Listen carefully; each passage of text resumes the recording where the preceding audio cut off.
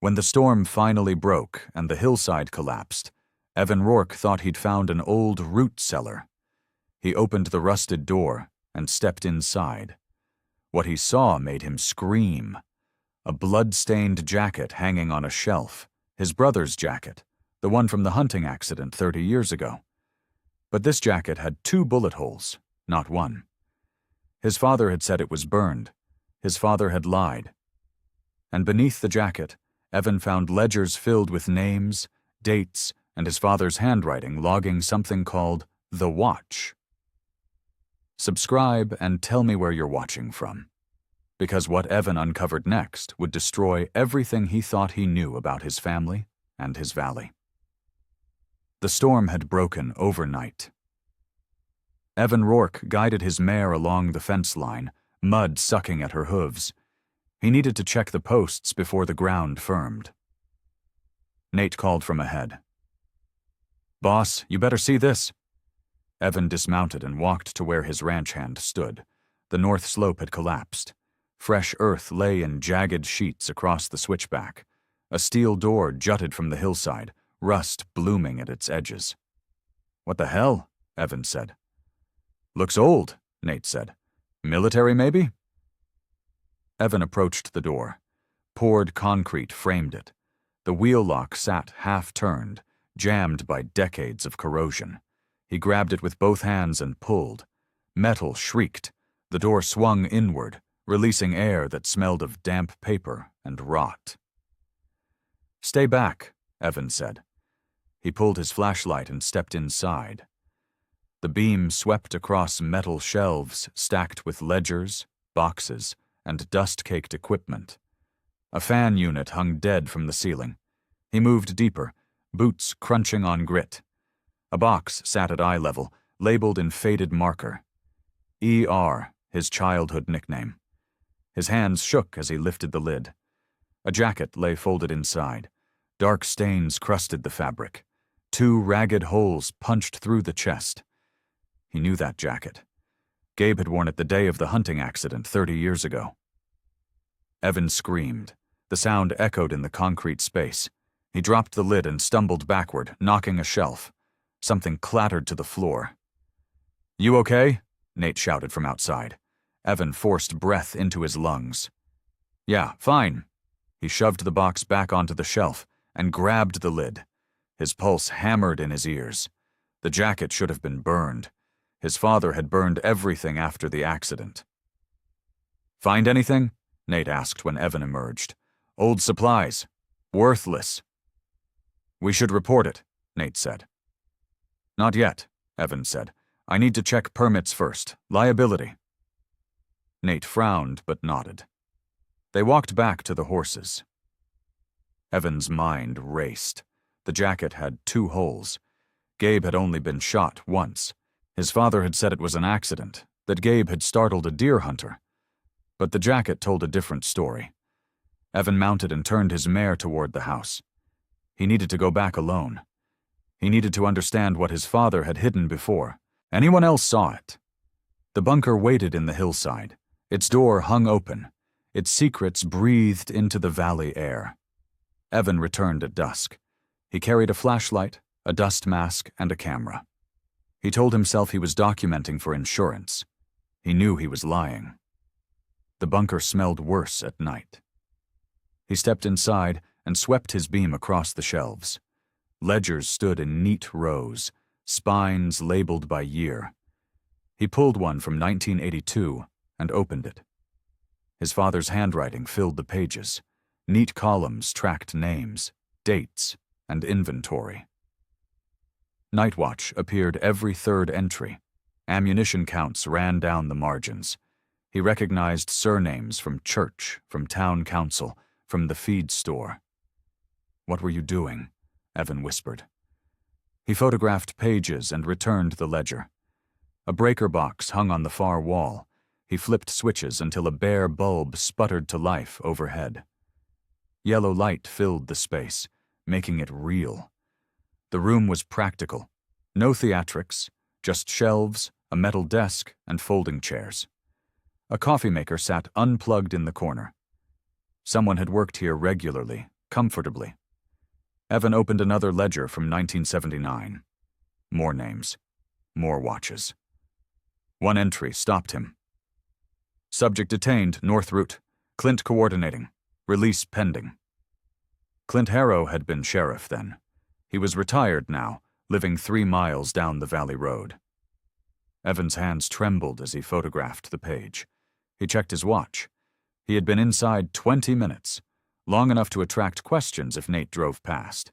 He killed the light and locked the door. The wheel turned hard. Rust flaked under his palms. He walked back to his truck through the growing dark. At home, he spread the photos across the kitchen table. The names blurred together. His father had been part of something organized, something hidden. The jacket proved they had hurt people, maybe killed them. He needed someone who could read these records without panicking, someone who understood archives and silence. Maya Voss worked at the county records office. She had helped him navigate permit applications after the last flood. She was careful, smart, and she owed nobody in this valley anything. Evan gathered the photos and locked them in his desk. Tomorrow he would visit the archives. Tonight he would try not to dream about the jacket and the 2 holes that should not exist. The county archives occupied a basement beneath the courthouse. Maya looked up when Evan entered, her reading glasses sliding down her nose. "Mr. Rourke," she said. "More flood paperwork?" "Something else," Evan said. "Can we talk privately?" She studied him, then nodded toward a back room lined with file boxes. He followed her inside. She closed the door. "What is this about?" she asked. He laid a photo on the table. The ledger page, his father's handwriting, the words, "Night Watch." "I found a bunker on my property," Evan said, "filled with these." Maya picked up the photo. Her expression stayed neutral. "How old?" "Late 70s, early 80s. She set the photo down.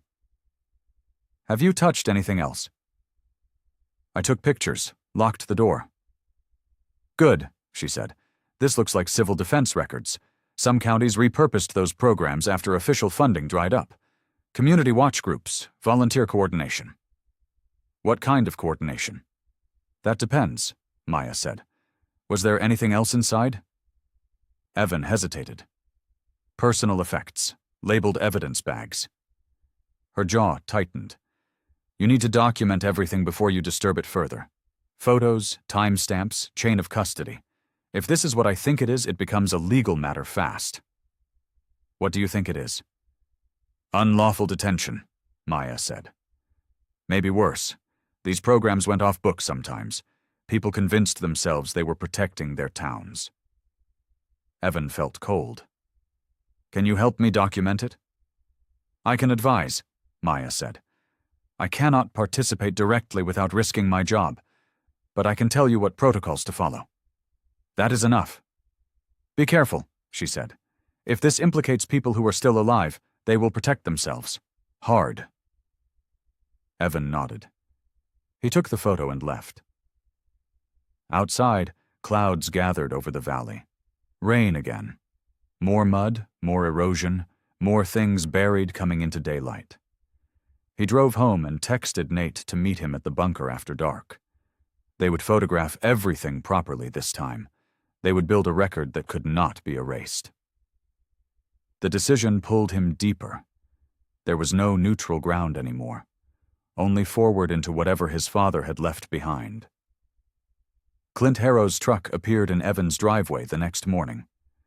Evan watched from the kitchen window as the old man climbed out, moving stiffly. Clint had been sheriff for 30 years. Everyone still called him Sheriff Harrow. Evan opened the door before Clint could knock. "Morning, Evan," Clint said. "Heard about your storm damage." "Word travels," Evan said. "Always does. Mind if I come in?" Evan stepped aside. Clint entered and scanned the room with cop eyes that never really retired. He settled into a chair without waiting for an invitation. "Bad erosion on the north slope," Clint said. Permits current on that section? Should be, Evan said. Why? Safety, Clint said. County is cracking down on hazardous structures, especially old ones. Liability issues. I have not found any structures, Evan said. Clint smiled. Nate mentioned something about a door. Evan kept his face neutral. Old root cellar, maybe, filled with junk. You go inside? Briefly. Alone? Yes. Clint's smile hardened. That was foolish. Could be unstable. Gas pockets, bad wiring, collapsed supports. You should seal it up before someone gets hurt. I will get an engineer to assess it first. That costs money, Clint said. I am offering friendly advice. Backfill it. File a hazard report. Move on. I appreciate the concern, Evan said. Do you? Clint stood. Because I am telling you as someone who knows this valley, some things are better left buried. Storm churns up all kinds of trouble. Smart folks cover it back up. He walked to the door and paused. Your father understood that. He kept things running smooth here for decades. I would hate to see you make problems for yourself over nothing. Clint left. His truck kicked dust down the drive. Evan stood at the window, pulse racing. The timing was too perfect. Someone had talked, and Clint had come to warn him off, which meant the bunker mattered, which meant whatever was inside was still dangerous to someone. Evan texted Maya. Had a visitor. We need to move faster. Her reply came seconds later. Tonight. Evan and Nate descended into the bunker after midnight. Evan had told Nate they were cataloging supplies for insurance. Another lie. They were piling up like sandbags against a flood. Cold in here, Nate said. Concrete holds chill, Evan said. They worked methodically. Evan photographed ledger spines while Nate held the light. The shelves went back 15 feet, ending at a padlocked walk-in door. Rust crusted the hasp. What is in there? Nate asked. Storage, probably, Evan said. He moved to the desk and opened drawers. Manila folders held maps of the valley marked with routes and checkpoints. A drawer beneath contained cassette tapes in plastic cases. One was labeled with initials. A.R. Evans' breath stopped. Andrea Rourke, his wife. She had died 3 years ago from cancer, but before that she had been a reporter for the county paper. His hands shook as he pocketed the tape. Can you check the fan unit? See if it is salvageable? Nate climbed onto a chair. Evan slipped 2 more tapes into his jacket. His wife had been investigating something. She had hidden these here, or someone had taken them from her. Wiring is shot, Nate said. Brittle as hell. Figures, Evan said. Let us finish up top. They photographed the walk-in door and the breaker panel. Nate measured the space for the insurance sketch. Evan felt the tapes burning against his ribs like accusations. Boss, what is really going on? Nate asked. I do not know yet, Evan said. It was the first honest thing he had said all night. They climbed out and locked the door.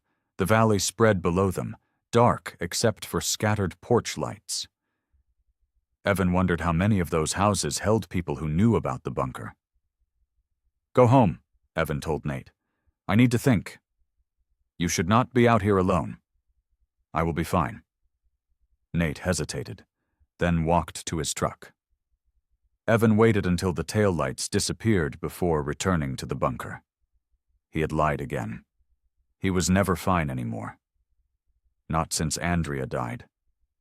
Not since he realized she had been chasing something that got her scared enough to hide evidence in a forgotten hole.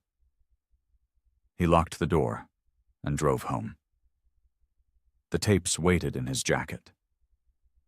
Tomorrow he would listen. Tonight he would try not to imagine what his wife had found that made her run silent. Evan sat at the kitchen table with Andrea's tape player. His hands shook as he loaded the first cassette. Static crackled. Then his wife's voice emerged, steady and professional. Interview 7, November 1998. Subject requested anonymity. A man's voice, anxious and thin. I am only talking because she is gone. Because it cannot hurt her now. Tell me what you saw, Andrea said. The watch. They called it the Valley Watch. 20 guys, maybe more. They said it was about protecting property, keeping drifters moving. But it was not that. It was about control. Who organized it? Badge guys, mostly. One ran it. I am not saying names. He is still around. Where did they meet? Different places. A bunker near the Rourke Ranch. Municipal storage once. They had a whole system. Patrols, checkpoints, detention protocols. Detention? They held people, overnight, sometimes longer. Scared them, roughed them up, sent them packing. They thought they were keeping order. Andrea's voice tightened. Did anyone die? Silence stretched. Then, there was a guy in 82, drifter. They held him too long. Root cellar near town. When they went back, he was not breathing. They said it was exposure, but the tape cut to static. Evan stopped playback, his stomach twisting. His wife had been close to something big. Close enough to hide the evidence. Close enough to stop recording. He loaded the second tape. Andrea again, alone this time, her voice tired. They are covering it, all of them. The watch disbanded in 83 after the incident, but the members are still here, still protecting each other. I have names, dates, one potential witness, but I cannot publish without more. And I am so tired. The tape ended. Evan stared at the player. She had known. She had been sick, exhausted, and she had kept digging. She had protected him by saying nothing. He picked up his phone and called Maya. It rang twice before she answered. I found tapes, Evan said. My wife was investigating the watch before she died. She had interviews, names. Bring them tomorrow, Maya said. We need to cross-check dates. There was a death, a drifter in 82. Maya was quiet. That changes everything. I know. Are you ready for this? She asked. No, Evan said, but I am doing it anyway. He hung up and sat in the dark kitchen. Outside, the valley slept. Inside, the dead were waking up. Maya arrived after dark carrying a backpack full of archival supplies. She wore gloves and moved with the efficiency of someone who had prepared for this moment. You understand what we are doing is evidence preservation, she said, not investigation. We document, we log, we do not interpret. Understood, Evan said. They descended into the bunker together. Maya set up battery lanterns and began photographing with a timestamp camera. She worked in grids, systematic and thorough. Evan held items while she logged. Them. Ledger, 1979. August through December, she said. Handwriting consistent. Multiple contributors. My father's writing, Evan said. Noted, Maya said without judgment.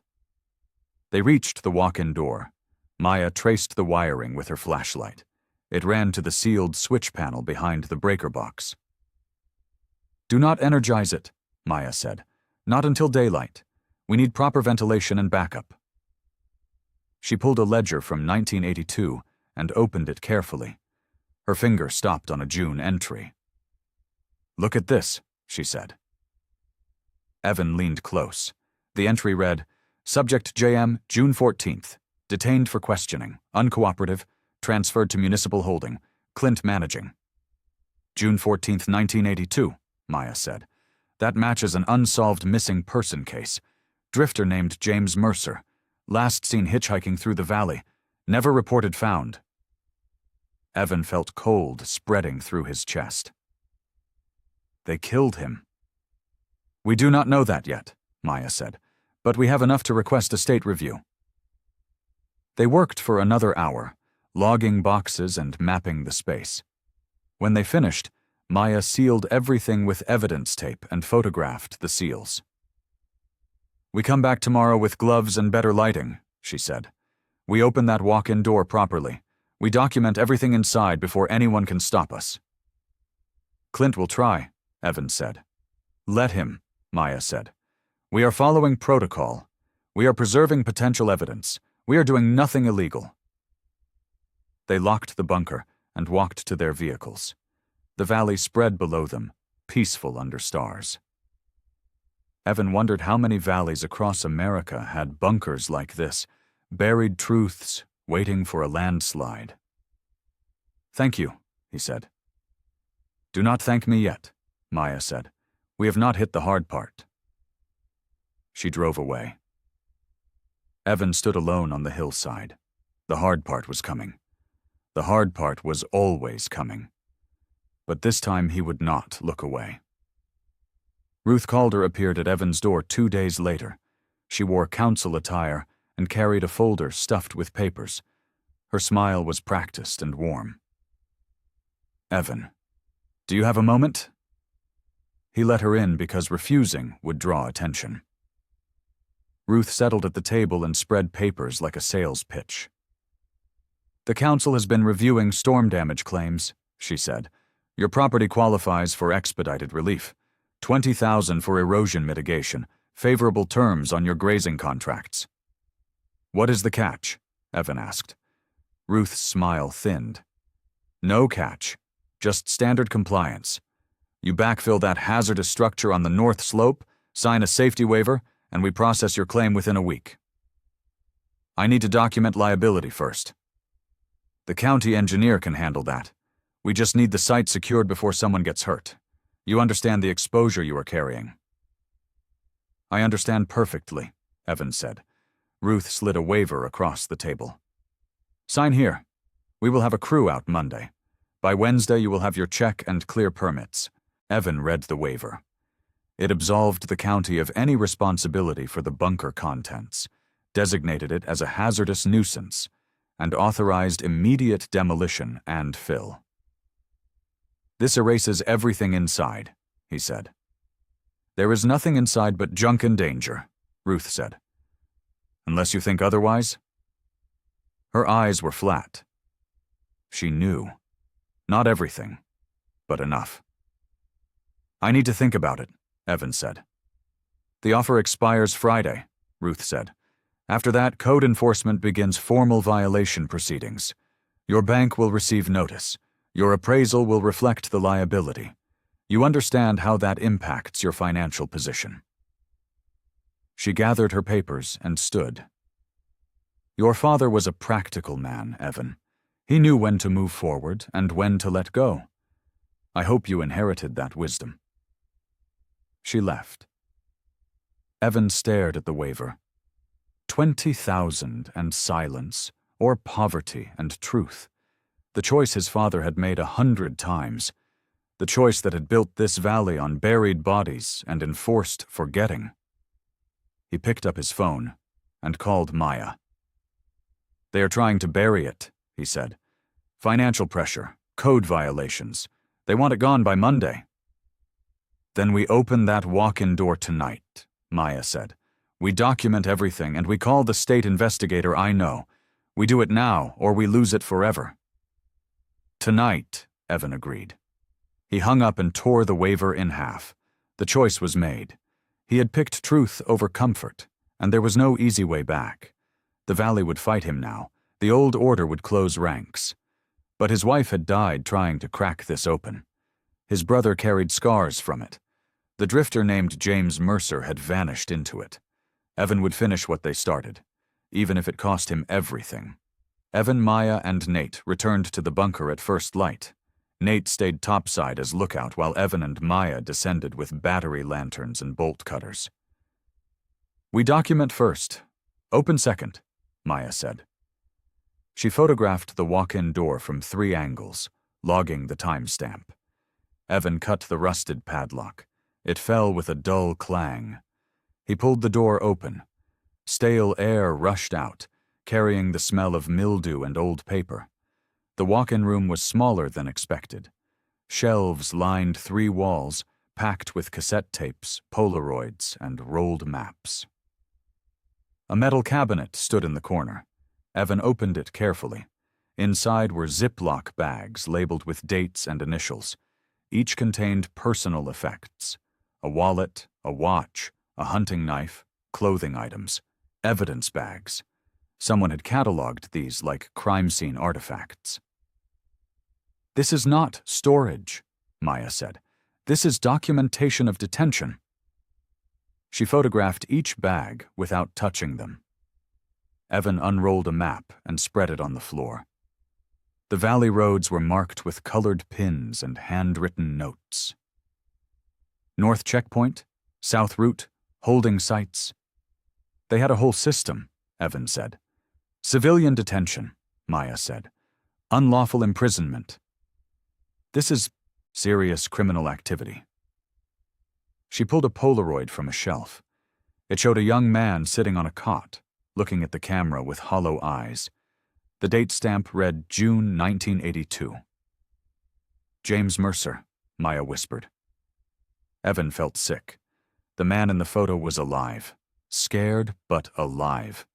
Which meant whatever happened to him came after this picture. "We need to inventory everything," Maya said. "Then we call the state investigator." They worked for 2 hours, photographing and logging. Every tape, every photo, every bag. Maya labeled boxes for transport and sealed them with evidence tape. When they finished, Evan climbed topside.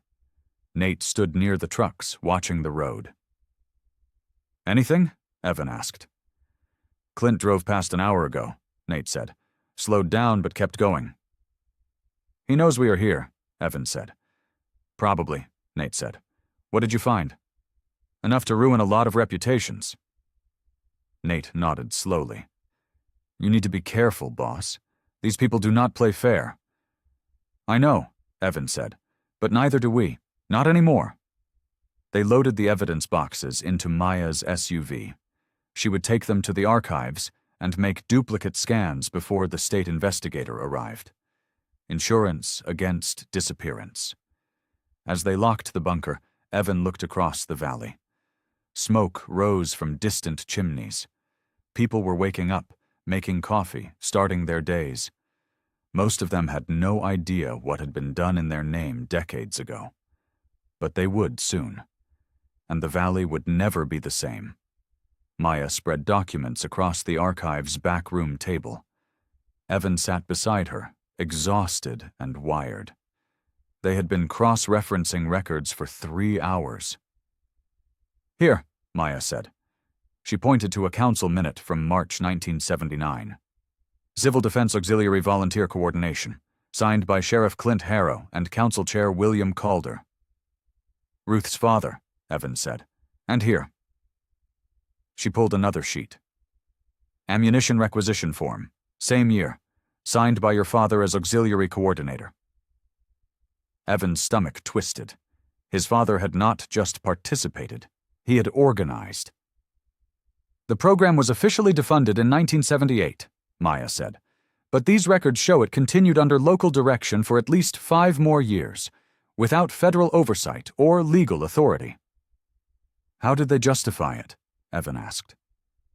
"They did not have to," Maya said. "Small valley, cooperative leadership, everyone knew everyone. If the sheriff said it was necessary, people believed him." She pulled out a missing person report. "James Mercer, age 24, last seen June 13th, 1982. Report filed by a trucker who gave him a ride to the valley edge. No follow-up investigation found in the records." "Because Clint buried it," Evan said. "That is what it looks like." Maya photographed every page with her phone. "I am making duplicates and uploading them to a secure server. If anything happens to the physical evidence, we still have proof." "Will it hold up legally?" "It shows pattern and coordination," Maya said. "Combined with the bunker evidence, it builds a case for organized unlawful detention. Whether it leads to prosecutions depends on witnesses and state resources." Evan leaned back, exhausted. My father helped do this. Maya looked at him steadily. Yes, and you are helping stop it. It does not balance. No, she said, but it is what we can do now. They worked until the archive closed at 5. Maya locked everything in a fireproof safe and gave Evan a thumb drive with duplicate scans. Hide this somewhere safe, she said. Not your house, not your truck, somewhere unexpected. Evan nodded. Outside, the courthouse steps glowed in late sun. People walked past, chatting and laughing. Normal life. They will come after us, Evan said. I know, Maya said. But we have documentation now. We have protocol. We are not doing anything illegal. That might not matter. Then we make it matter, Maya said. We follow every rule, document every step, and we make them show their hand if they want to stop us. She walked to her car. Evan stood on the courthouse steps, holding the thumb drive. Evidence against his father. Evidence against his valley. Evidence that would burn down the only home he had ever known. He got in his truck and drove to Gabe's place. It was time for his brother to talk. Gabe's machine shed sat at the end of a rutted drive. Evan found his brother under a tractor, grease-stained and focused. The radio played old country at low volume. Need to talk, Evan said. Gabe slid out from under the tractor. About what? The bunker, the watch, the hunting accident that was not an accident. Gabe's face went still. He wiped his hands on a rag and walked to the workbench. He moved slowly, buying time. I do not know what you are talking about, Gabe said. Yes, you do. Evan pulled out his phone and showed him a photo of the jacket. This was in the bunker. Your jacket. 2 bullet holes. Gabe stared at the screen. His jaw worked, but no sound came. You told everyone you got shot by accident, Evan said. Dad backed you up. But that jacket says different. Leave it alone, Gabe said. I cannot. You do not understand what you are stirring up. Then explain it to me. Gabe threw the rag on the bench. Dad wanted me in the watch. Said every Rourke man served. I was 18 and stupid and I wanted him proud. What happened? They had an initiation. Bring in a drifter. Make him understand the rules. Send him packing. Show you could handle pressure. I was supposed to help hold the guy while Clint questioned him. Evan felt cold spreading through his chest. What went wrong? The guy fought back. Got a hand free, grabbed for Clint's gun. I tried to stop him and the gun went off. Twice. Hit me both times. They thought I was dead. What happened to the drifter? Gabe looked away. Dad said they let him go. Said they drove him to the county line and warned him never to come back. Do you believe that? I have to, Gabe said. His voice cracked. Because if they did not let him go, then I am part of something I cannot live with. The bunker had evidence bags, Evan said. Photos. A man named James Mercer, detained in June 1982. That was a month before your accident. I do not remember names, Gabe said. I was in the hospital, then recovery. Dad told me to stick to the hunting story. Said if I talked, I would destroy the family. He was protecting himself, Evan said. Maybe. But he also protected me. The watch disbanded after I got shot. Dad shut it down. Said it had gone too far. It should never have started, Evan said. Gabe sagged against the bench. I know. I have known for 30 years. But what am I supposed to do now? Confess? Go to prison? Lose everything? I am not asking you to confess, Evan said. I am asking you to stop protecting them. That is the same thing. No, Evan said. It is not. He left Gabe in the shed and walked to his truck. Behind him, an engine backfired. The sound cracked like a gunshot. Evan flinched and kept walking. His brother was trapped. His father had made sure of that. You either stayed silent or you destroyed yourself. That was the genius of it. That was how it lasted so long. But Evan had already chosen. He had torn up Ruth's waiver. He had called the investigator. The only way now was forward. Clint's truck pulled into Evan's driveway at noon the next day. 2 men climbed out with him, both wearing county contractor vests. One carried a clipboard, the other had a camera. Evan met them on the porch. "Can I help you?" "Safety inspection," Clint said. "County code enforcement.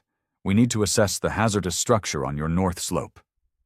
"I did not request an inspection," Evan said. "Neighbor complaint," Clint said. "We are required to follow up." "What neighbor?" Clint smiled. "Anonymous report. You understand we take these seriously." The men walked past Evan toward the slope. He followed, texting Nate. "Move duplicates now." At the bunker, the men photographed the door and made notes. Clint stood back, watching Evan with flat cop eyes. "This is unstable," one contractor said. "Needs immediate remediation." "I will hire an engineer," Evan said. "You do not have time," Clint said. "County can red tag this today. Requires immediate compliance or seizure of property access." "On what grounds?" "Public safety," Clint said. "You are carrying liability for anyone who enters, including trespassers. Your insurance does not cover undocumented structures." The other contractor peered into the bunker. "Looks empty. Probably best to fill it and forget it." "Step away from the door," Evan said. The man retreated. Clint moved closer to Evan, voice dropping. "You do not want to make this hard. You have a ranch to run, loans to service. The county can make that very difficult." "Is that a threat?" "It is reality," Clint said. "I am trying to help you. Your father would have understood."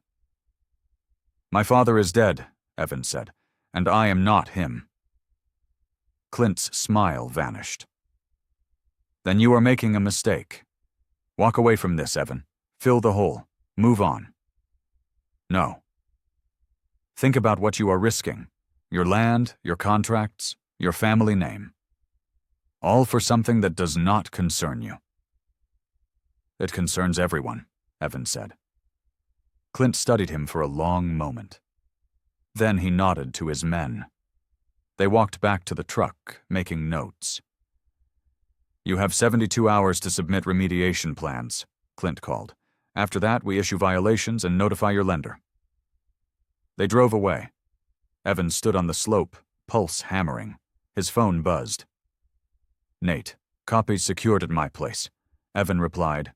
"Good. Stay ready." He looked at the bunker door. It hung open, breathing history into daylight.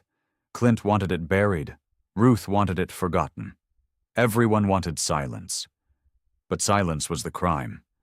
Silence was what let this happen for years. Evan would not be silent, even if it cost him everything. Evan and Maya listened to Andrea's tapes that night in his kitchen. They had reached interview 12. The voice was different this time, older and wavering. "She came to see me," the voice said. "The girl, Ruth Calder's daughter, must have been 15, said her father was acting strange, coming home with blood on his clothes, having nightmares." "When was this?" Andrea asked. "Summer of '82, right before that drifter went missing. William was deep in the watch by then. Clint had him doing night runs." "What happened to the drifter?" "They held him too long, that is what I heard. Root cellar near the municipal lot. They were supposed to question him and release him, but he saw faces, new names. William got scared." "Did they kill him?" Silence. Then, "I do not know for sure. But William came home that night, shaking. Said they had to take care of it. Said Clint would handle everything. After that, the watch disbanded. Everyone scattered. We never talked about it again." The tape ended. Maya stopped playback and stared at the recorder. "This implicates Ruth's father directly," she said, "and suggests Clint covered up a death." "Can we use this?" Evan asked. "It is hearsay without the witness, but it gives us direction." She pulled out the valley map they had found in the bunker. The municipal root cellar. We need to find it. Evan studied the map. Red pins marked several locations. One sat near the proposed development site Ruth was pushing through council. There, he said. That lot has been vacant for decades. Ruth wants to build there. Because it erases evidence, Maya said. They sat in silence. Outside, wind moved through the pines. Inside, the past pressed against the present like water against a dam. This changes everything, Evan said. If we find the cellar and it has evidence, we are not just exposing detention. We are investigating a murder. Or a cover-up of negligent homicide, Maya said. Either way, it moves from historical record to active crime. Are you ready for that? Maya looked at him.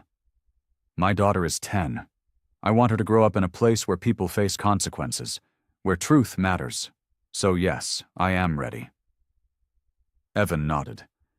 They had crossed another line. Each step took them deeper into territory where retreat was impossible. We go tomorrow, he said, before Ruth breaks ground. We bring Nate as witness, Maya said, and we call my state investigator friend first. Give him notice of what we are doing. They planned for an hour, mapping routes and timing. When Maya left, Evan sat alone with the tapes. His wife's voice played in his memory, determined, exhausted, so close to breaking this open. I am finishing it, he told the empty room. I promise. Outside, headlights swept across his windows. A car slowed, then accelerated past. Evan watched until it disappeared. Someone was keeping watch now. The old order had mobilized. Good. Let them watch. Let them worry. Let them realize silence was ending and truth was coming. The municipal root cellar sat behind chain-link fencing on the proposed development lot. Evan, Maya, and Nate arrived at dawn with bolt cutters and cameras. This is technically trespassing, Maya said. Call it emergency historical preservation, Evan said. He cut the fence. They found the cellar beneath rotting pallets and construction debris. Heavy wooden doors lay flush with the ground, padlocked and weathered. Evan examined the lock. Fresh scratches marked the metal. Someone has been here recently, he said. Checking on it, Maya said, making sure it stays hidden. Nate helped Evan clear the pallets. They photographed everything before touching the lock. Evan wanted clean documentation. The lock was new. Someone had replaced the original. Evan cut it with bolt cutters and pulled the doors open. Concrete steps descended into darkness. Wait, Maya said. She tossed a rock down. It clattered on concrete and stopped. No water. Safe depth. They descended with flashlights. The cellar was small, maybe 10 by 12 feet. Empty shelves lined the walls, but against the far wall stood a metal locker bolted to the floor. Evan approached it carefully. The locker was secured with a rusted hasp and a newer padlock. Someone had protected this specifically. Do not open it yet, Maya said. Document first. She photographed from every angle. Evan examined the hasp. It was loose, the bolts corroded. He could pry it free without cutting. Ready? He asked. Maya nodded. Evan worked a pry bar under the hasp. Metal screamed as the bolts pulled free. The locker door swung open. Inside lay a leather badge wallet, a signet ring, 3 Polaroids, and a yellowed paper covered in tight handwriting. Evan lifted the paper carefully. It was a confession. Dated June 1982. Written in Clint Harrow's hand. Subject James Mercer detained June 14th for vagrancy and suspicious behavior, Evan read. Aloud. Questioning extended due to uncooperative attitude. Held at municipal facility for observation. Subject became agitated and attempted escape. Physical restraint required. Subject sustained injuries during restraint. Medical attention delayed due to remote location. Subject expired approximately 0300 hours, June 16th. Determination: accidental death during lawful civilian detention. Remains disposed of at remote location to prevent public panic. Operation terminated. All personnel disbanded. Evan's hands shook. He wrote it down. He confessed and hid it. Insurance, Maya said. If anyone turned on him, he had documentation that everyone was involved. Nate looked pale. Boss, we need to leave. Now. Not yet, Maya said. She photographed every page, every angle. She bagged the documents in plastic and sealed them with evidence tape. Behind them, car doors slammed. Footsteps crunched on gravel above. Someone is here, Nate whispered. They climbed the steps. Ruth Calder stood at the fence with a county officer and Clint. Clint's face was stone. That is municipal property, Ruth called.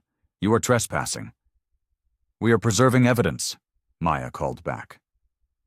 You are breaking and entering, the officer said. Maya held up her phone. I have already notified a state investigator. Everything we found is documented and uploaded. You can arrest us, but you cannot erase it. Ruth and Clint exchanged glances. The officer shifted, uncertain. What did you find? Clint asked. Your confession, Evans said. James Mercer, June 1982.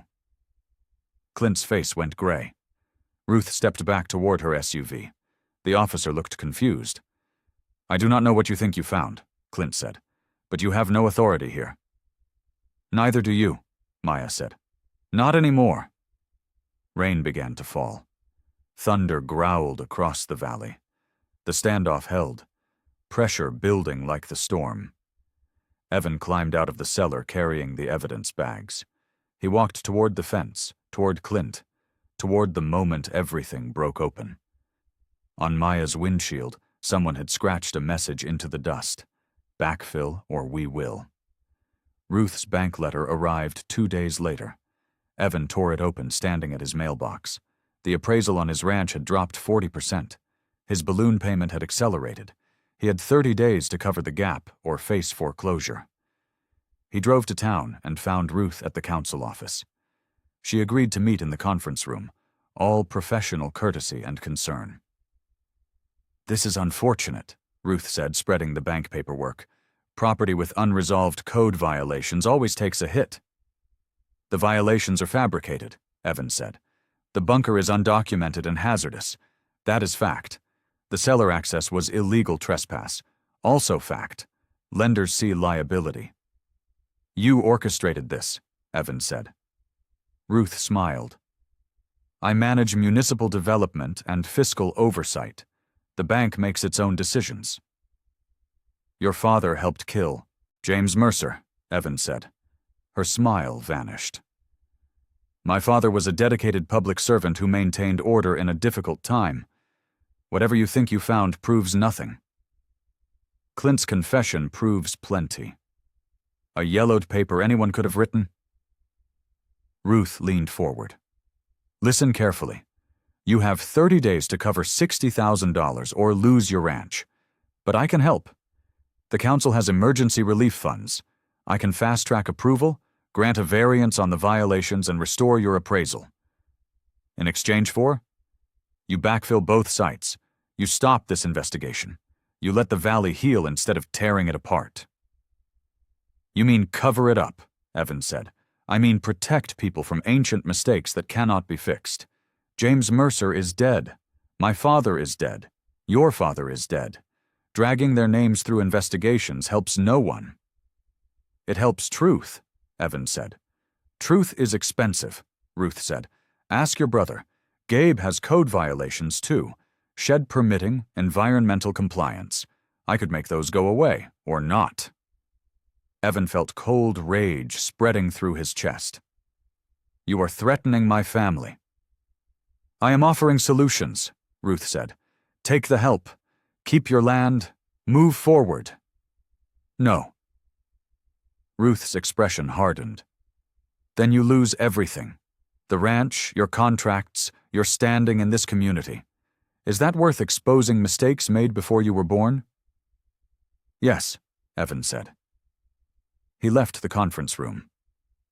Outside, the courthouse square bustled with normal life. People buying coffee, walking dogs, living in a valley built on buried bodies. Evan got in his truck and called Maya. Ruth just made her play. Financial warfare. 30 days to foreclosure.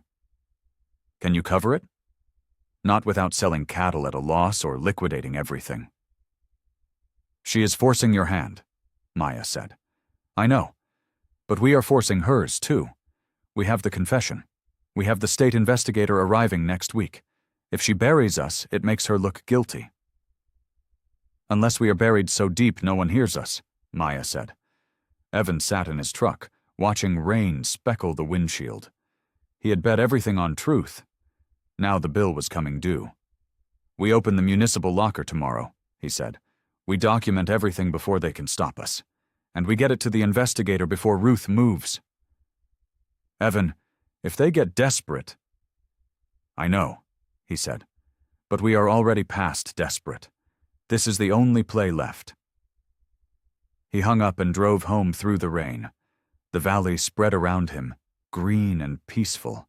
His family had worked this land for 3 generations. Now he was about to lose it. But silence had cost more.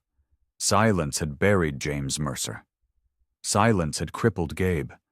Silence had exhausted Andrea until she died with the story unfinished.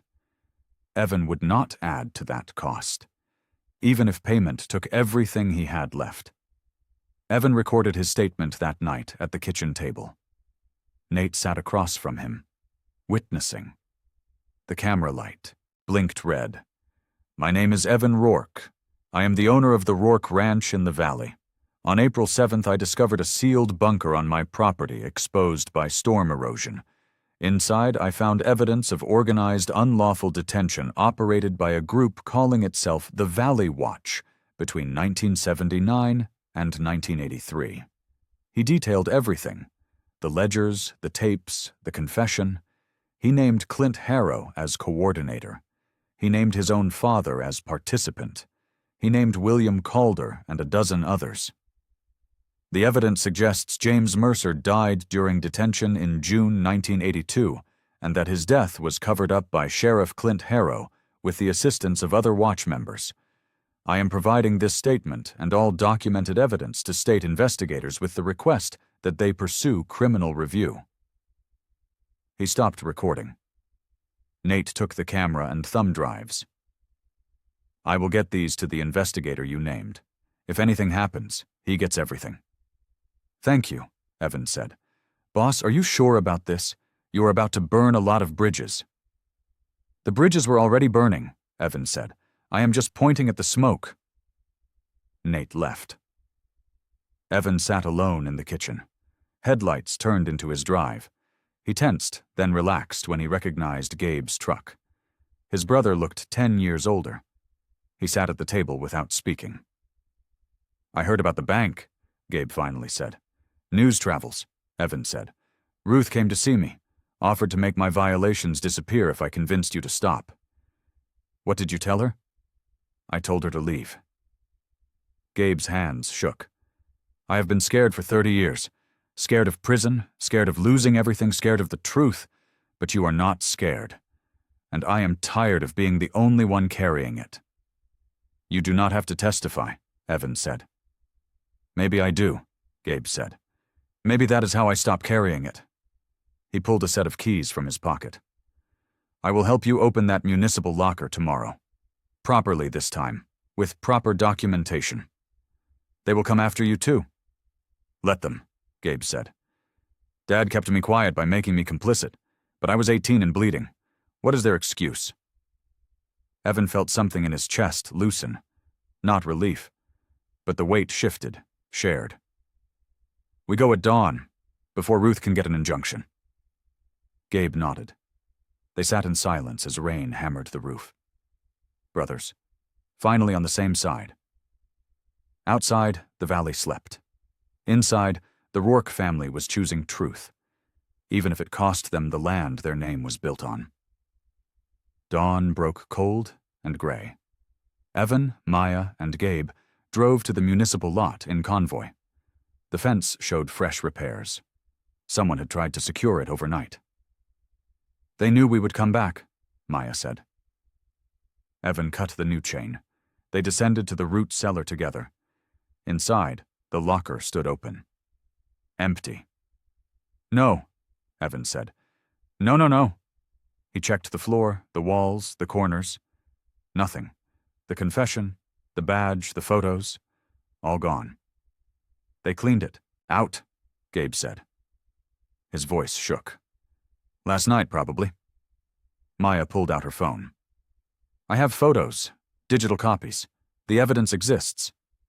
Photos can be questioned, Evan said. Claimed as fabricated. We needed the physical items. Wait. Gabe knelt near the locker base. This bolt is loose. He pried at the concrete. A chunk broke away, revealing a sealed plastic bag wedged behind the locker. Inside were more Polaroids and a small cassette tape.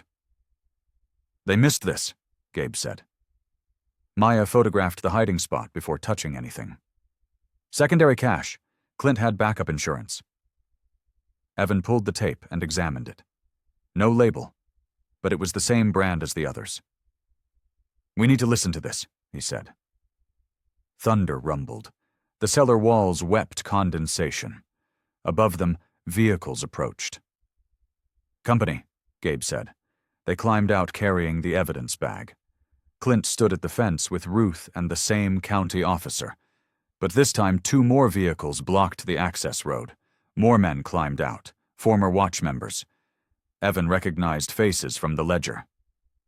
You're done, Clint said. That evidence is fraudulent, planted by you to smear good men. We have documentation, Maya said.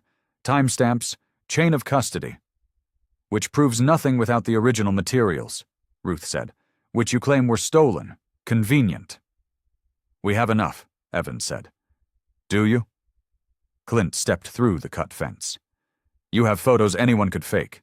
You have accusations against dead men who cannot defend themselves. You have trespass charges and fabrication claims. What you do not have is credibility. Rain began to fall, heavy drops that turned to sheets within seconds. The root cellar entrance pooled with water. We should leave, Maya said quietly. Before this gets worse. But Clint blocked their path. The other men spread out, forming a loose semicircle, not threatening. Not yet, just present. Last chance, Clint said to Evan. Walk away. Backfill the bunker. Admit this was a mistake.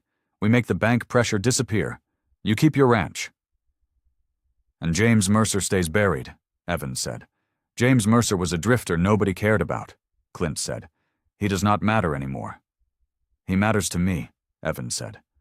Clint's expression hardened. Then you are a fool. Behind them, the cellar entrance groaned. Water rushed down the steps. The wooden doors sagged under pooling rain. We need to move, Gabe said. Now. But as they turned, the ground beneath the cellar shifted. Decades of erosion, heavy rain, rotted supports, everything failed at once. The entrance collapsed inward with a sound like bones breaking, and Clint was standing at the edge. Clint lurched backward as the ground gave way. His boot caught on a root. He fell, half his body sliding into the collapsed entrance. Debris rained down, pinning his leg. Help me, Clint shouted. The other men froze. Ruth backed toward her SUV. Evan stood at the edge, looking down at the man, who had buried truth for 40 years. One choice. Walk away and let the valley bury its own, or save the man who would destroy him. Damn it, Evan said. He grabbed a pry bar from his truck. What are you doing? One of the watch members asked. Helping him, Evan said. Nate, get rope. They worked fast. Rain made everything slick. Evan leveraged the concrete slab while Nate and Gabe pulled Clint free. Maya called 911 and documented everything with her camera. Muddy water surged into the cellar.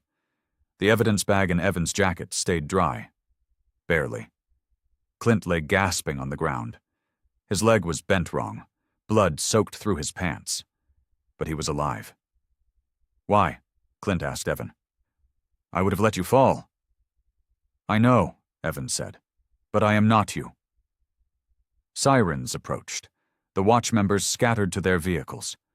Ruth stood by her SUV, paralyzed between escape and consequence. The county officer radioed for emergency services. He looked at Maya. "Did you get photos of the cellar before it collapsed?" "Everything," Maya said. "Timestamps, GPS coordinates, documentation of the locker and its contents." "That is good," the officer said, "because this is now a rescue scene and a potential crime scene. State investigators will want full records." Clint tried to sit up and failed. "You are making a mistake, all of you. This valley does not need this chaos." "This valley needs truth," Gabe said, "even if it hurts." An ambulance arrived. EMTs loaded Clint onto a stretcher. As they lifted him, he looked at Evan. "Your father would be ashamed," Clint said. "My father should be," Evan said. They took Clint away. The rain eased to drizzle. The collapsed cellar smoked with disturbed earth and broken concrete. Ruth approached Maya. "How much of this did you photograph?" "Enough," Maya said. "This does not prove murder," Ruth said. "It proves an accident during a civil defense operation that went wrong." "It proves unlawful detention that resulted in death," Maya said, "and conspiracy to cover up that death. Whether it is murder or negligent homicide, prosecutors will decide." Ruth looked at the ruined cellar. "My father made choices I do not have to defend." "But you tried to hide them," Evan said. "That makes you complicit." Ruth walked to her SUV without responding. She drove away as state investigator vehicles appeared on the access road. Maya handed the evidence bag to a state detective. "Secondary cache, found behind the locker, chain of custody documented." The detective examined the contents. "We will need statements from all of you. This is now an active investigation." "We are ready," Evan said. They stood in the rain as investigators marked the scene. The valley spread around them, green and wounded. Secrets finally spilling into daylight. It was not over. But the silence had broken. The state detective, a woman named Reeves, set up in her vehicle. She logged the evidence bag and interviewed each of them separately. The rain hammered harder. "The cellar is filling," Nate called. "Whatever is down there is getting buried." Reeves looked at the collapsed entrance. "We need a structural engineer before anyone goes near it." "The locker might have more," Maya said. "The bag was hidden. There could be other caches." "Too dangerous," Reeves said. "We wait for clearance." Evan looked at the rushing water. 40 years of evidence washing away. He thought about James Mercer, about his wife's tapes, about Gabe's scared 18-year-old face. "I am going down," Evan said. "Mr. Rourke, I cannot authorize that," Reeves said. "I am not asking authorization." Gabe grabbed his arm. "Evan, it is not worth dying for." "That is what they want us to think," Evan said. "That is how they kept it buried." He pulled free and approached the edge. The wooden doors had collapsed inward. Concrete slabs shifted in the mud. Water poured through gaps. "If you go down there and get hurt, I cannot help you," Reeves said. "Understood," Evan said. Nate appeared with rope and a harness. "If you are going, I am belaying you." They rigged the rope to Evan's truck. Maya held a flashlight at the edge. Evan descended into the rushing water and unstable debris. The cellar was chest deep. The locker had tipped forward. He felt along its back panel and found another sealed compartment. He pried it open. Inside were more documents in waterproof sleeves, a second badge wallet, and a small handgun in an evidence bag. Above him, men shouted, not investigators. Evan looked up and saw 3 of the former watch members at the edge. One had a crowbar.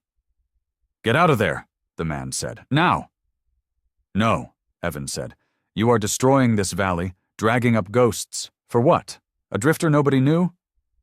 For everyone who comes after, Evan said. The man raised the crowbar. Gabe stepped in front of him. You want to hit someone? Hit me. I was there. I know what you did. The man hesitated. Behind him, Reeves drew her weapon. Step back, she said. All of you.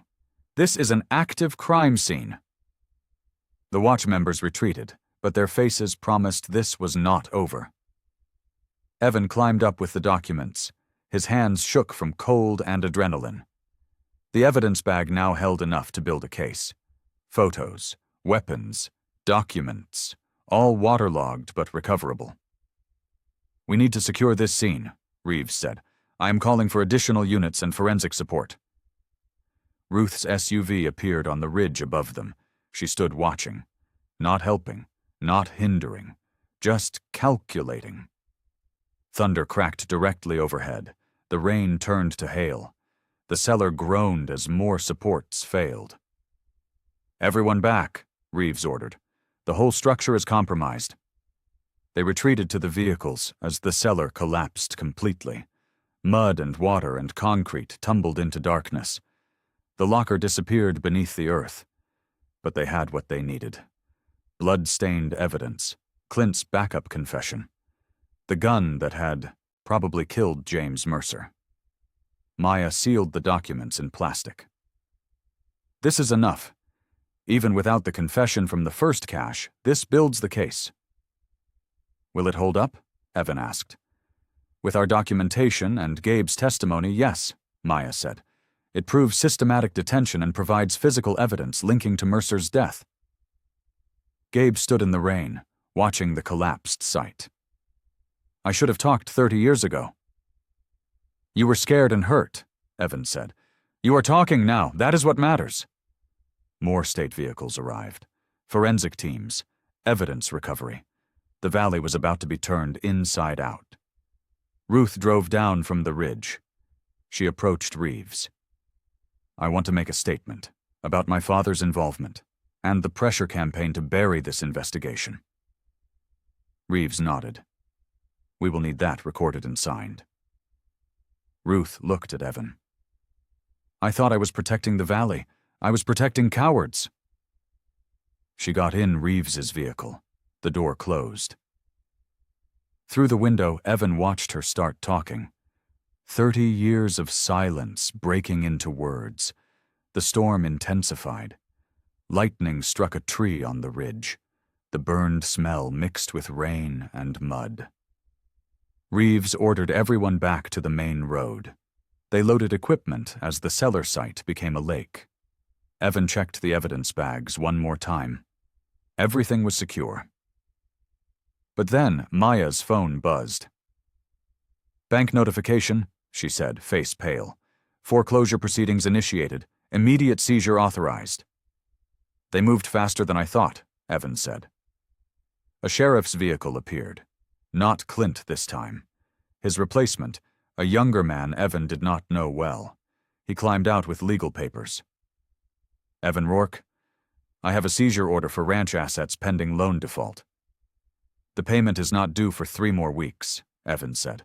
Accelerated due to property violations and ongoing legal liability, the sheriff said. I am required to secure the premises. This is Ruth's doing, Maya said to Reeves. Retaliation for testimony. That is a separate legal matter, Reeves said. I cannot interfere with civil proceedings. Evan felt everything collapsing. Not the cellar. Him, his ranch, his family's legacy, gone because he chose truth. Gabe stepped forward. How much is the payment? 60,000, Evan said. I have 40 in savings. Equipment equity. Gabe, no, that is your retirement. It is my conscience, Gabe said. I lived 30 years as a coward. Let me do one thing right. Nate pulled out his phone. I can cover 10, and I know 3 ranch families who owe you favors. This is not your burden, Evan said. Yes, it is, Nate said. We all live here.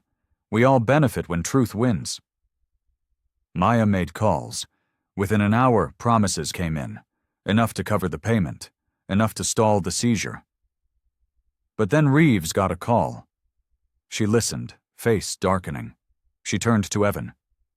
"The evidence bag from the truck. Someone broke in and took it."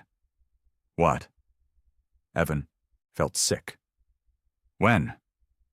"While we were at the cellar. Professional job. No witnesses. The backup cache, the gun, the documents, gone." Evan sagged against his truck. They had risked everything. Saved Clint, fought the collapse, built a case, and someone had stolen it while they worked. "We have the photos," Maya said. "The digital record." "Photos are not enough without physical evidence," Reeves said. "Defense attorneys will shred them." "Then we have nothing," Evan said. Gabe looked at the collapsed cellar. Water churned where the locker had been, where James Mercer's story had been buried for 40 years. "We have testimony," Gabe said. "Mine. I was there when it started. I can connect the watch to Clint and the others." "That puts you at risk of prosecution," Reeves said. "I know," Gabe said, "but if I stay silent now, after everything Evan risked, I am still part of the cover-up." Evan grabbed his brother's shoulder. "You do not have to do this." "Yes, I do," Gabe said. "I should have done it 30 years ago." Rain poured down. The valley disappeared into gray sheets of water. Everything they had fought for was slipping away like mud into the cellar. Reeves's phone buzzed again. She answered, listened, and her expression shifted. "Wait," she said. "Say that again." She looked at Evan. "Maya Voss uploaded duplicate files to a state archive server before we arrived. Everything. Photos, audio, GPS timestamps, chain of custody documentation." Maya nodded. "I always make backups, especially when people are trying to hide things." Reeves almost smiled. "You are very thorough, Ms. Voss." "I am an archivist," Maya said. "Documentation is what I do." The case was not dead. Wounded, but breathing. They had testimony, digital records, and a collapsed crime scene that proved someone desperately wanted this buried. "We move forward," Reeves said. "I am recommending full investigation with state resources, grand jury review for conspiracy and criminal cover-up charges." Evan felt something loosen in his chest. Not relief. Not victory. Just the possibility of both. But the Valley would fight back. The old order always did. The state investigator team worked through the night. By morning, they had interviewed 8 people and secured 3 additional testimonies. Former watch members scared of prosecution. Neighbors who had suspected but stayed silent. Patterns emerging from decades of whispers. Reeves called Evan at dawn. "We found the stolen evidence bag. In a dumpster behind the municipal building, everything still inside. Whoever took it panicked when they realized we had digital backups." "Can you use it?" Evan asked. "Yes. Chain of custody is documented. The theft actually helps us. Shows ongoing conspiracy to obstruct justice." By noon, news crews arrived. The valley filled with vans and cameras and reporters asking questions no one wanted to answer. Maya's archive office buzzed with activity. She presented the digital files. To investigators with timestamps and metadata. Everything authenticated, everything preserved. Clint was released from the hospital and immediately questioned. His lawyer advised silence. But the confession documents, his own handwriting, made silence meaningless. Ruth gave a recorded statement at the state office.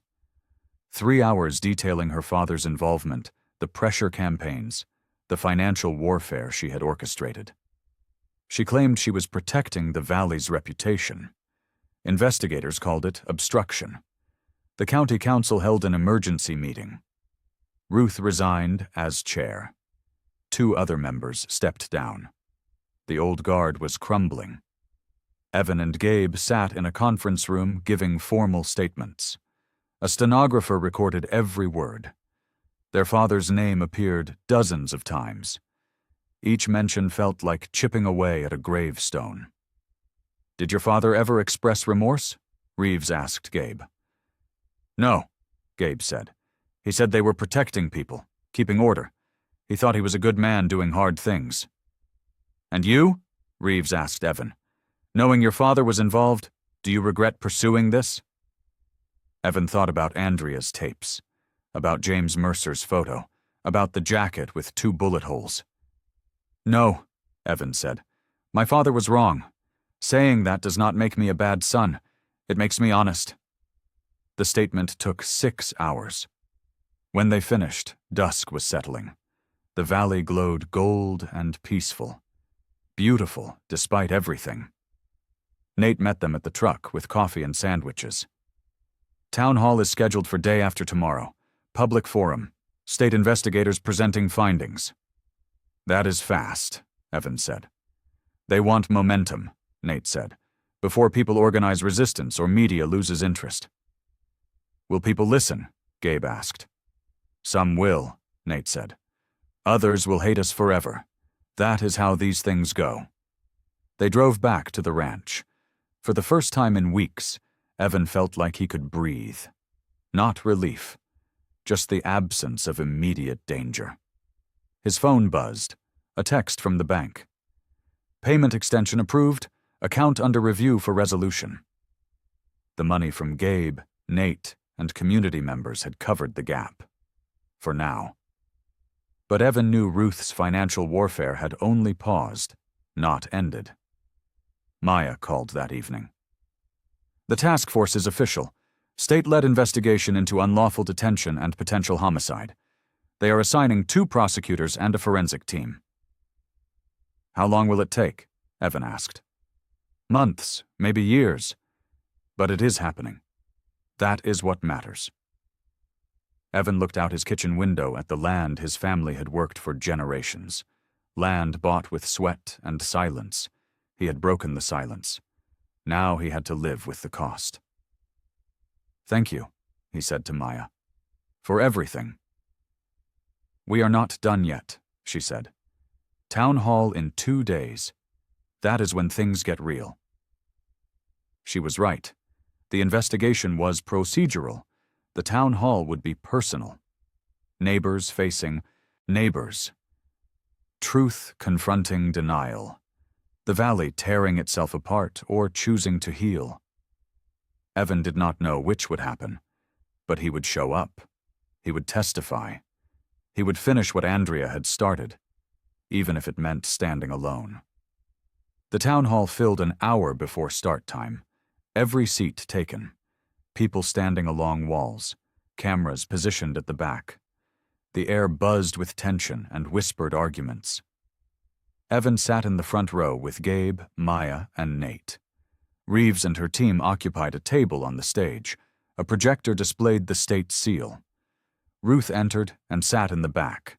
No longer council chair, just another citizen. Her face was drawn, aged 10 years in 2 weeks. Clint did not attend, still hospitalized, but his lawyer sat in the 3rd row, taking notes. Reeves opened the forum. This is not a trial. This is a presentation of investigative findings and a community opportunity for questions and testimony. She walked through everything. The bunker, the ledgers, the watch, the confession, James Mercer's disappearance and the evidence suggesting he died during unlawful detention. Photos displayed on screen, dates, names, signatures, Evan's father, Ruth's father, Clint, 12 others, all documented. The room was silent. Then a woman stood. Evan recognized her from church. She was crying. My uncle disappeared in 1981. They said he left town, just walked away. Was he part of this? Reeves checked her notes. Robert Sanchez. Yes, we found evidence he was detained for 3 days and then released. He likely left town after that experience. Why did no one tell us? The woman asked. Because they thought they were protecting the valley, Reeves said, and because silence was easier than accountability. More people stood, some defending the watch. They kept crime down. They protected our families. others demanding answers. Who authorized this? Where are the bodies? Evan watched the valley tear itself open. This was necessary. Painful, but necessary. Then a man in the back stood. Evan did not recognize him. I am James Mercer's nephew. I have spent 40 years wondering what happened to my uncle. Thank you for finally giving us answers. The room went silent. The nephew sat down. His presence made everything real. Not abstract history, not political argument. A family that had lived without closure for 4 decades. Reeves continued. The state is pursuing charges against surviving watch members for conspiracy, obstruction of justice, and civil rights violations. We are also investigating the deaths of at least 3 individuals who may have died during detention. What about the Rourkes? Someone called. Evan's father was involved. Why is he not being charged? Thomas Rourke is deceased, Reeves said. We cannot charge the dead, but we can acknowledge their crimes. Evan stood. The room turned toward him. My father was wrong. He participated in something terrible. I am not defending him. I am trying to end what he helped start. By destroying his reputation? Someone yelled. By telling the truth, Evan said. Gabe stood beside him. I was there. I saw what they did. I carried it for 30 years because I was scared. But fear does not make it right, and silence does not make it disappear. The room erupted. Arguments, accusations, defenses. Reeves let it go for 2 minutes, then called for order. This valley has a choice, she said. You can defend the past and stay divided, or you can acknowledge what happened, hold people accountable, and move forward. That choice is yours. The forum lasted 3 hours. Testimonies, questions, anger and grief spilling into the open. When it ended, the room split. Some people thanked Evan and Gabe. Others walked past without speaking. Outside, James Mercer's nephew approached. Thank you. My mother died not knowing, but now my kids will. That matters. Evan nodded. He could not speak. The weight of everything sat on his chest like concrete. Maya touched his arm. You did it. You finished what Andrea started. It does not feel finished, Evan said. It never does, Maya said. But it is a start. 3 weeks later, engineers stabilized the north slope. They filled the bunker entrance with concrete and marked it with a placard. Historic site. Valley Watch Detention Facility, 1979, 1983. The bank restructured Evan's loan. Community pressure and publicity made foreclosure politically impossible. He would keep the ranch. Barely. But he would keep it. Gabe started therapy. Twice a week, driving to the county seat to talk through 30 years of trauma. He was healing slowly, visibly. Maya received a commendation from the State Historical Society for preservation work under difficult circumstances. Her job was secure. Her daughter asked questions about what her mom had done. Maya answered honestly. Nate stayed on as ranch hand. He brought 2 cousins to help with fencing and herd management. Young men who knew the valley's history now and chose to work land that told truth. Clint faced federal charges. His lawyer negotiated a plea. Guilty to obstruction of justice and civil rights violations. No homicide charges. Insufficient evidence to prove James Mercer's death was intentional. 10 years in federal prison. He would die there, probably. Old and broken. Ruth left the valley, sold her properties, moved to another state. She left no forwarding address, just disappeared like the people her father had helped hide. 5 other watch members faced state charges. 2 pled guilty, 3 fought. The trials would take years.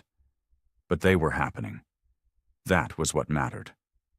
Evan and Gabe stood on the ranch porch one evening as sun set over the valley. The land looked the same, green and rolling and beautiful, but the weight had shifted. Think we did the right thing? Gabe asked. Yes, Evan said. Do you? Most days? Gabe said. "The rest, I am working on it." They stood in silence, brothers, carrying a legacy they had not chosen but were now redefining. "Dad would hate us," Gabe said. "Dad was wrong," Evan said. "We do not have to be." Inside, Evan's phone buzzed. A text from James Mercer's nephew. "We are having a memorial service next month. Would you come? You helped give him back to us." Evan replied, "Yes, we will be there." He showed Gabe the text. His brother nodded. They would attend. They would bear witness. They would show up for the people the valley had tried to forget. The sun dropped behind the ridge. Lights came on in distant houses. The valley lived on, wounded but healing, divided but honest, painful but real. Evan thought about Andrea, about her tapes and her exhausted determination. She had been so close to finishing this. Now it was done. "I kept my promise," he whispered.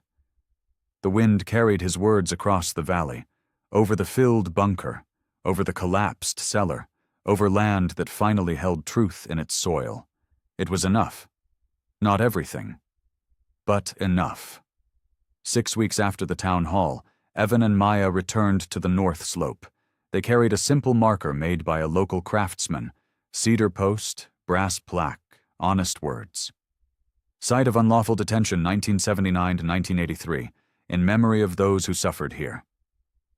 They installed it above the filled bunker. No ceremony, no crowd, just 2 people marking truth. "Will people respect it?" Maya asked. "Some will," Evan said. "Some will not, but it will stay." They stood in silence. Wind moved through grass. A hawk circled overhead. The valley spread below, continuing despite everything. "What happens now?" Maya asked. "We keep showing up," Evan said. "We document, we remember, we make sure it does not happen again." "Think it can happen again?" "Yes," Evan said. "When good people decide silence is easier than truth, when communities choose comfort over justice, it can always happen again." "Then we stay loud," Maya said. "We stay loud," Evan agreed. They walked back to their trucks. The marker stood against the hillside. Small, permanent, true. Evan drove home through the valley he had nearly lost, past ranches that still spoke to him and ones that did not, past the courthouse where investigations continued, past the church where his father was buried beside a lie. At home, Nate had finished the fence line. Gabe's truck sat in the drive. They were planning winter pasture rotation. Normal work, necessary work. Evan joined them at the table with maps and coffee. They talked about grass and weather and market prices, the regular rhythm of ranch life. But underneath, everything had changed. They worked land that told truth now. They carried names forward with honesty. They chose light over silence. Later, alone on the porch, Evan watched stars emerge. Andrea would have loved this, the investigation, the community reckoning, the choice to finish what she started. "We did it," he said to the night. The valley did not answer. It never did. It just held what people put in it, secrets or truth, silence or testimony, burial or light. Evan chose light. He would keep choosing it, every day, until the valley learned to hold truth as naturally as it held rain. The door stayed open. The marker stood firm. The past breathed in daylight now, and that would have to be enough.